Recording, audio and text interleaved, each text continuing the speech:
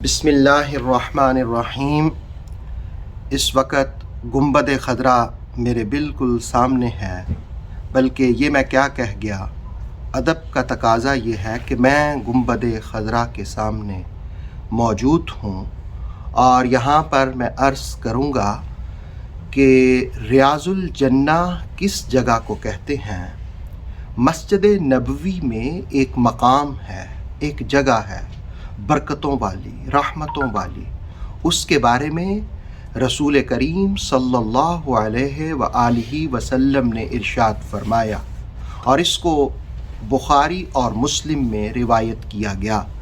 आपने फरमाया कि मेरे घर और मेरे मिंबर के दरमियान जो जगह है, मा बैन बैती, मेरे घर के दरमियान और मेरे मिंबर के दरमियान जो जगह है, ये जन्नत का टुकड़ा है।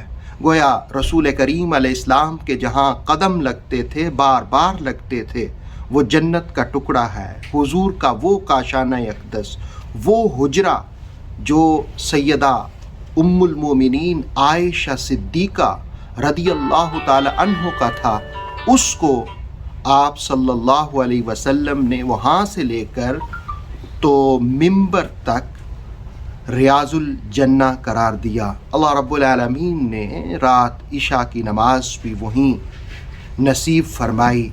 दुआ करता हूँ कि अल्लाह रब्बुल आलमीन जो देखने वाले हैं, सुनने वाले हैं, तड़प रखने वाले हैं, शौक़ रखने वाले हैं, उन सब को रियाज़ुल जन्ना की हाज़री नसीब फरमाए। मेरी किस्मत अल्लाह रब्बुल आलमीन का करम फ़ज़ल कि इस वक्त निगाहों के सामने गुंबद खज़रा है और गुंबद खज़रा की ज़ियारत भी हो रही है और आपको मैं ये हदीस भी सुना रहा हूँ।